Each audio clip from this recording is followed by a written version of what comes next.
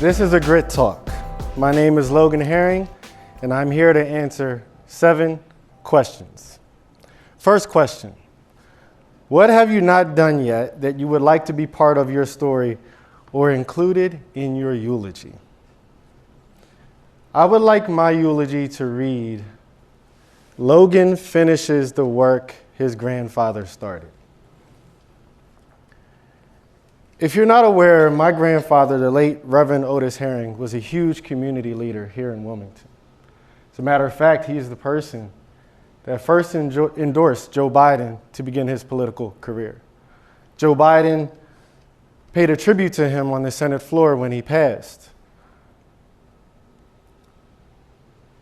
When I think about that relationship he had with Joe Biden, I might not have had the same personal or have the same personal relationship with our president, but I've had my fair of interactions with him. After the racial uprising, LJ and I, my son, we were walking down the street and we ran into Joe Biden. We talked to him for a few minutes. Media snapped a picture. The picture went viral. It ended up in Joe Biden's campaign commercials across the country. Joe Biden has this tradition of when he's running for election to come back to the neighborhood where it all started. And when he was thinking about a place to go, he came to the warehouse, our state-of-the-art teen center in Riverside. So although I might not have that relationship with Joe Biden, I might not have started his political career, I can truly say that LJ and I helped him get elected president. But back to my grandfather. You know, my grandfather did everything that I'm doing now and probably more. Affordable housing, a daycare center, drug prevention, community services, you name it, he did it. And he did that work through the 70s, the 80s, the 90s. A lot of people don't know as well, my grandfather was visually blind. So I always say he had vision without having vision. And when he was doing that work, he set up separate entities, and he was the glue that tied them together. I did not know that up until a year ago, the irony of it. He passed in 1996. It was July, 2 months before I went to high school. And although I was somewhat close with my grandfather, I didn't realize the impact that he had on my life and that he has on the work that I'm doing today. How has failure or apparent failure set you up for later success? Do you have a favorite failure? I have plenty of favorite failures, and I'm gonna go through all of them. Well, many of them, but it'll make sense to you. So I love sports. I'm a huge sports guy. I played soccer and basketball. I've coached soccer and basketball and played it pretty much my entire life since the age of 4. And also in 1996, 2 months after my grandfather passed, I started my high school career at St. Mark's. And St. Mark's wasn't necessarily a good fit for me. Actually, the first year, I enjoyed St. Mark's the first year. Yeah. I have to tell you. I met my best friend that year on the bus, Eugene Young, and that relationship I would have never had if I didn't go to St. Mark's. It's funny, so there was 3 black kids, 3 black boys on the bus from Wilmington to St. Mark's, and we became close, me, Eugene, and Lawrence Hines, who now serves at the fire department for Wilmington. And after the first year, Eugene came to me and Lawrence and he said, yo, I'm out, I'm leaving, I'm transferring. And we were like, no, do not leave, we gotta stick together. So we convinced him to stay. After sophomore year, me and Lawrence with Eugene like, yo, we're out, we're leaving. And he was like, no, I'm staying. And so I went to Sanford, Lawrence went to Concord. And so when I went to Sanford, again, being a big sports guy, I was very optimistic about playing soccer and basketball there. Started playing soccer a couple games into the season. I got slide tackle from behind, broke and fractured my ankle. If you're familiar with basketball, a few years ago, Gordon Hayward fractured his ankle. My ankle literally looked like this. Yeah. And I remember two things from when that happened. My mom came onto the field. Typically, she says, "Oh, just shake it off." She didn't say shake it off that day. And then I remember the ambulance driving onto the field. And then hours later, I'm at AI. It took me about 6 months to recover from that injury. I had a cast from my toes to my hip, and needless to say, I did not play the rest of the season or the basketball season. So now I'm into my senior year at Sanford. Again, optimistic about the soccer season and what I can do and how that's going to propel me to get a scholarship and go to college. I felt like I did my part. I was a leading goal scorer. I was first team All-State. Not one interest from any college. Then I went on to the basketball season. And again, I had not played basketball at Sanford. I'm now in my senior year. This is my first year of being exposed to the team. The learning curve was steep. A couple games into the season, I hadn't even touched the floor. I remember we were away on our first trip, and I cried on the bus from the gym to the hotel because it was like this was my moment, and it was fleeting. So then I graduate from Sanford. I go to Goucher College down in Towson, Maryland. And my mom and my brother go down to visit with me. And I was like, I don't want to play sports. I'm done. I was just defeated. And if you know my mom, she's not taking no for an answer. So I ended up playing soccer in college. And again, I had success. I was the leading goal scorer as a freshman. I did well. And after the soccer season, the one thing I asked the coach when we visited, I said, "You going to be around?" "Oh, yeah, I'm going to be here." He left after the soccer season. And so I'm in the gym working out after soccer because I was 165 pounds soaking wet, I have to tell you. And so I wanted to gain weight. And so I have a trick. I gained 25 pounds in the off season, about 6 months. All muscle. And I can tell you the secret. I lifted weights four days a week. I drank a gallon of milk. And I ate 4 dozen Krispy Kreme donuts every week. Don't judge me. But it worked for me. And so when the basketball coach approached me after the soccer season, he's like, "I want you to come out." I was like, "Why are you asking me?" "I was just at Sanford and I was talking to the basketball coach." And he said, "You got a player down there at Goucher already." So he went on Coach Stan Waterman's word, who's now the head coach of Delaware State University. I think that's a good word to go on. And he asked me to come out. And I said, "Nah, I want to gain weight." And so I did that. Next year, playing soccer again.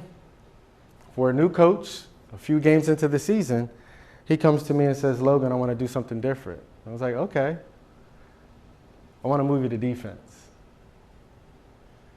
I have played striker my entire life. I'm used to scoring goals. Defense doesn't get any glory. You don't get in the headlines. Nobody talks about the defenders. "No, coach, I don't want to do it. I need you to do this. I think this is going to be what's best for the team." All right. So I gave it the old college try. Lo and behold, I was still the leading goal scorer, and I was first team all conference. So I was like, okay, this defense thing isn't so bad. So then the basketball coach after the season came out again. He said, "I told you I was coming back." And I said, "All right, I'll give it a try." So I went out, made the basketball team. We went on a trip. What happened? I didn't play the first couple of games. I cried on the way back to the hotel. I was like, "God, why are you doing this to me? Like, you're torturing me. I don't need this in my life." Fast forward to my junior year. Now I'm smelling myself, right? As my mom would say. And I'm playing soccer again, all conference. But I was upset before the season started because I asked the coach, he's about to pick captains, and he doesn't pick me. I'm like, "What do you mean you don't pick me? I was the captain of the soccer team at Sanford, why am I not the captain here? He's like, you're not ready. Okay. Take it in stride. Basketball season, junior year. Starting to play a little bit more, find my way, but still not having an impact. I was never known as a scorer, but I could always contribute defensively. I mean, we were 25-0 my senior year of high school at Sanford, and in the semifinals, I shut down the best player.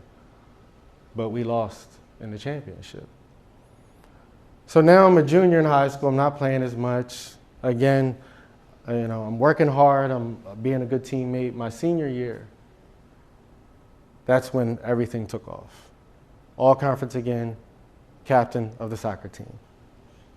Captain of the basketball team, averaged 37 minutes a game out of 40. Led the conference in steals. And every time we got done a basketball game and we went out to eat, Coach asked me, Logan, where do you want to go eat? And so I would choose to go to Fridays because I could rack up points. On my card, I'd slip it to the waiter, and then I could take my date out on those points and eat for free. Hey, college student, you got to do what you got to do. And so I took those experiences, those failures, which I now deem as learning opportunities. I took the exposure. We went all across the country, up and down the East Coast, went to St. Thomas, the Bahamas, West Palm Beach, Phoenix. We were all over the place. I took that exposure, came home, and decided to start a nonprofit to give young black men that look like me from the neighborhoods that I come from the same opportunities to be exposed to those. No, I'm lying. My brother called me when I was 23, and he was like, how would you like to make $40,000 a year helping kids? And I was like, sign me up. Because $40,000 at the age of 23 in 2006 sounded like a lot of money. I know that is not true anymore. And I also know I never got paid either. When I was running Delaware Elite for 10 years, which was our nonprofit mentoring program. I would have to say the last failure, 5 years into running Delaware Elite, one of our student athletes, his name was Stanley, suffered a home invasion. And he and his mother were shot, and his mother died in his arms. Coincidentally, where this took place is 2 blocks away from the warehouse in the Riverside Centers track. It was at that moment, and then I look back on it, in 2016 when Delaware Elite was done, that we could have done more. We intentionally tried to do everything ourselves. We taught them social skills, etiquette. We did our own SAT prep. We did all the travel arrangements. I drove the vans. I could tell you about those road trips with 12 and 13-year-old boys. Whew. But where we failed is that in trying to do this all by ourselves, we did not bring together the village that is needed to really be successful and raise our children. And so when he was going through that tough ordeal and I got to the hospital and they said, Coach Logan, you're the only person he wants to talk to. I didn't know what to do. Trauma-informed care wasn't a thing back then, or at least I didn't know about it. I tried to do the best I could do as a 28-year-old who was living at home with my mom. The next year, Stanley's best friend was shot and murdered in Wilmington. So in 2016, when I came to Kingswood Community Center, I took a vow and I said, I will not work alone ever again. And after we stabilized Kingswood 2018, and we started Reach Riverside and the warehouse, it only made sense for me to do this together. I didn't know what my grandfather did. I just knew that through my experiences, working as a team, sacrificing, not having to be in the limelight, not having to be the scorer, doing things together, we call it the Thanksgiving Day model. See, when my family has Thanksgiving, my mom makes the fried chicken, my Aunt Kim makes the potato salad. Some people shouldn't touch dishes that they don't do too well. It's not a good experience at Thanksgiving, I tell you. But at the end of the dinner, there's always leftovers. And that's how we approach the work. So at the work group, it's not just the 3 organizations. It's the broader community that comes out, our partnerships, our collaborations, the community itself, the clients that say, let's do this together because this is the village. And so that's how I approach, and that's how we approach this work. In the last 5 years, what new belief, behavior, or habit has most improved your life? So during the pandemic, 2020 was really rough for a lot of people. I would say the entire country as a whole. Many people were dealing with anxiety, depression, the racial uprisings. It was just a difficult time. And I noticed that. I noticed that with our team. The vicarious trauma that our team takes on, when they're dealing with clients, and then you have issues at home. And so I called up my friend Basha Silverman, who at the time was the head of the Jewish Family Services. And I said, I need to talk to you. She's like, what's up? Let's do something together. Let's partner. I have this idea. I've been doing some research. Microsoft has done it, these 4-day work weeks, but that's not enough. I want us to offer individual counseling and group counseling. Can you partner with us? She says, count me in. And so we started to do it. We had group sessions. People divulged a little bit too much information. My COO, Kenyatta, was like, Logan, we can't do this anymore. It's like, I got HR issues. I can't, me, I'm like, whatever. But then people started to go to individual sessions. And we established something called Mental Health Mondays, where every Monday, you are not allowed to work for half the day. Half of the day, you have to do something health-related. I don't care if you sleep in, take a nap, go for a walk, you make your doctor's appointments, Kenyatta gets her hair and nails done. But it has been a huge change of how you approach the work week. The work we do is already heavy. And I think everyone experiences some version of what they call the Sunday scaries, where you're like, oh man, what do I have to do this week? All right, let me get to these emails Sunday night and everything and plan, because I don't want to have to deal with it Monday morning. And we don't do that at the work group.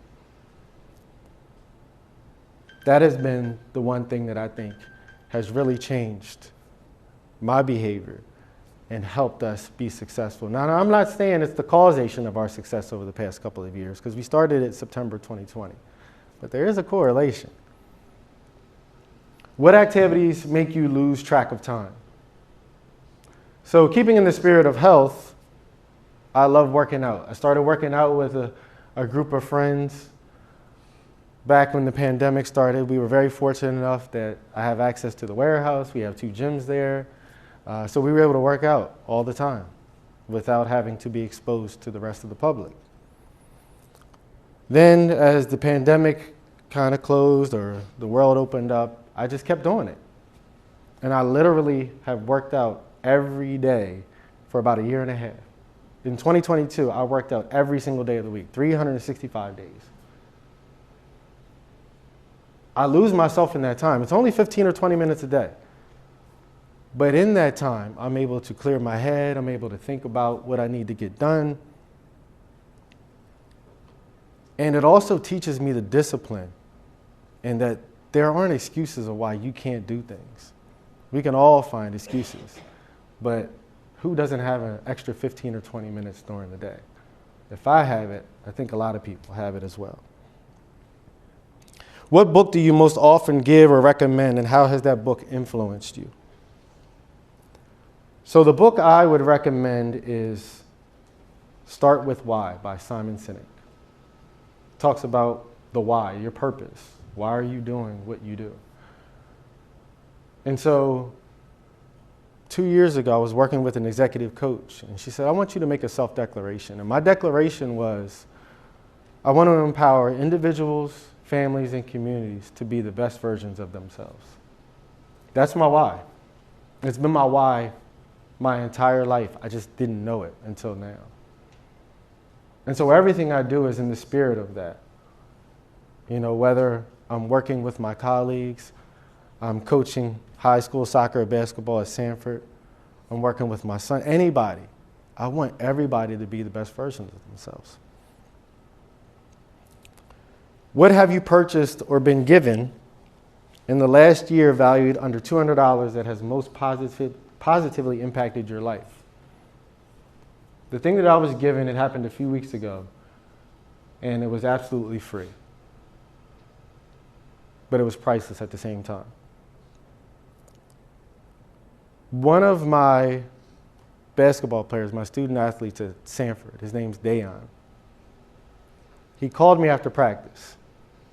And I had just laid him out. I'm telling you, like I was telling him what he can do and how he can do it and where he can go.